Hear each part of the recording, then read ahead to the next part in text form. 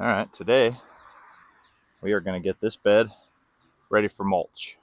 Hopefully I can get some mulch next week and mulch all these beds, but we'll see. Clean up my mess first. You can see I already got an outline here where I did it last year.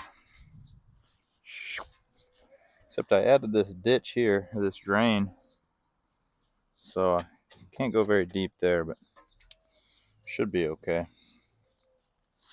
Probably should have sharpened my shovel, but whatever. All right, let's get cracking. I'm gonna try to follow last year's line, but we'll see. Probably would help if I cut the grass before too.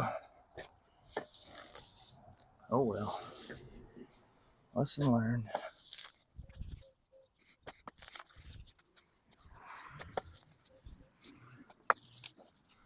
One of the best parts about wearing steel toe boots is you can just pull the shovel back on my toes.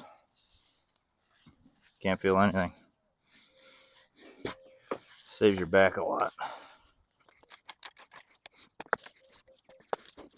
I don't need this extra soil, so I'm just going to throw it up in the bed and then chop it up later. Some spots I don't even have to take much out.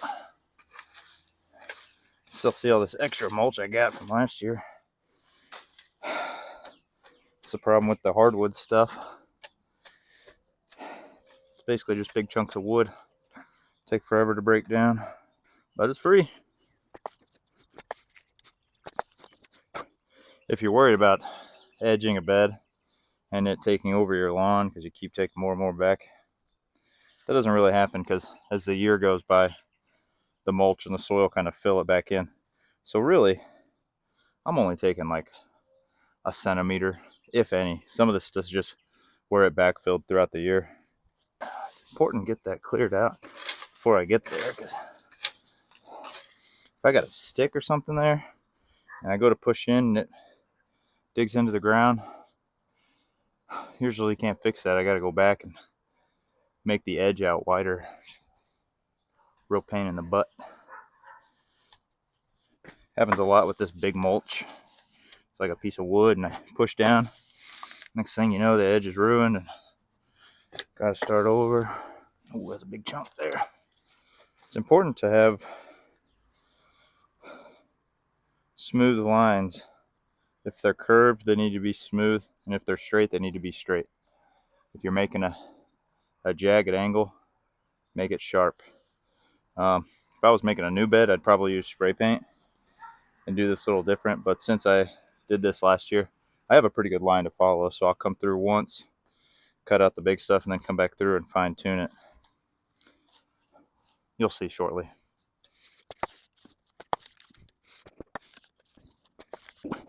There's that gutter I got to avoid. Probably should have put the gutter a little deeper, but I'm doing it myself. My house. Do it how I want.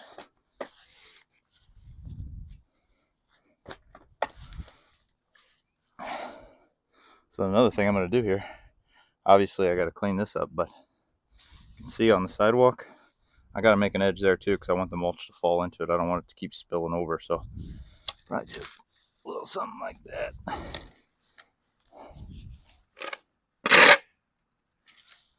Couple inches. If you're, I try to go 2 to 4 inches with the edge deep. I mean, you're going to mulch 2 to 4 inches, so you want to see a nice crisp transition. So now I'm going to go back through and clean this up a little bit. See, here it comes. It's kind of straight and then it's jagged. I want that to be smooth and round. That's where the spray paint comes in handy. Yep, see, I just hit a rock there. What a pain. Looks pretty smooth. Now here I got a round, but then it straightens out. So I want this to be as straight as possible. And then when it comes back, I want it to go transition right back into a nice piece of mulch. Smooth, round section. Normally, I'm not a perfectionist, but bed edges I think are one thing that are worth being a perfectionist about. Pretty good. Could use a little more love in here. So if I don't have spray paint, I got it started right. I got the big line. Now, to make it precise, I'm going to come through like you just saw me do. Instead of cut each one big, I'm going to kind of make a dotted line and then step back to make sure it's smooth before I cut it. Because if you keep making these big chunks and it doesn't look good, then that's when you start getting out to your yard and taking up a lot of your grass. So, oh no. Just like I was saying, sometimes you run into things in the soil that'll screw up your edge, like an ink pen. People. I don't know how I feel about that. But the drain is there. Can't really move it, so now we'll try it. Oh yeah, this will work. Let's take a look. Looks pretty good.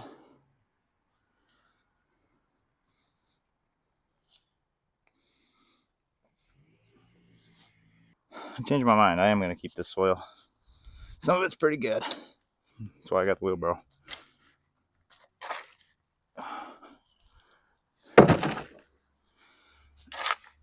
I've got a low spot over there I can fill in.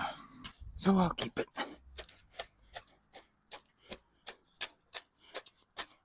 I'll chop this up and then use a rake to get the good stuff. I'm always finding trash. A piece of shingle? Come on. It's like a wrought iron stake. It's going to get somebody hurt. Don't need too much, but even like these, I'm not going to keep these, but I need to chop them up good enough so when I mulch this, it's nice and smooth. And yeah, I know this grass will probably grow through, but that's what herbicides are for.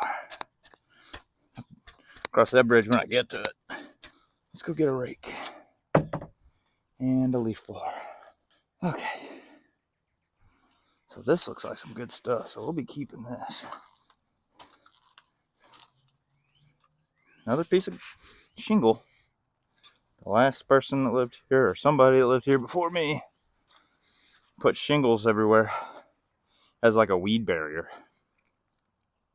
Here's the problem with that, and the problem with weed barrier in general. I'll never, ever use weed barrier because I've made that mistake. It's a pain to work with.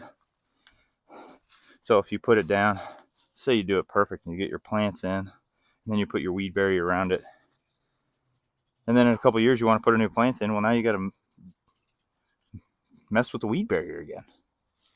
And it's only a weed barrier until weed seeds land on top of it, because they'll grow anywhere. So if you put a weed barrier down and then mulch over it or rock over it,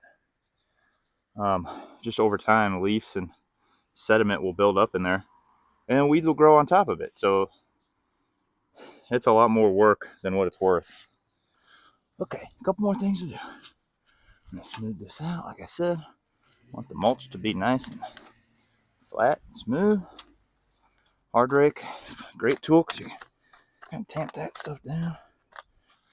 Gotta get the big chunks out of there.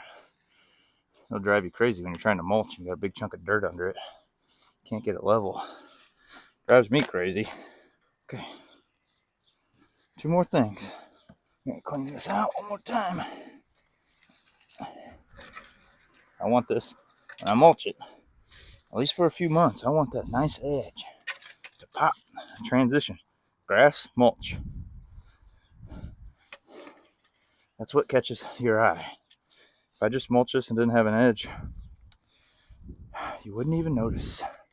It's a shame because I just did all this work. Okay. All right, there you go. Nice edge. We're ready for mulch. Landscaping's easy. Don't overthink it. Hope you like my video. Make sure to subscribe. Peace.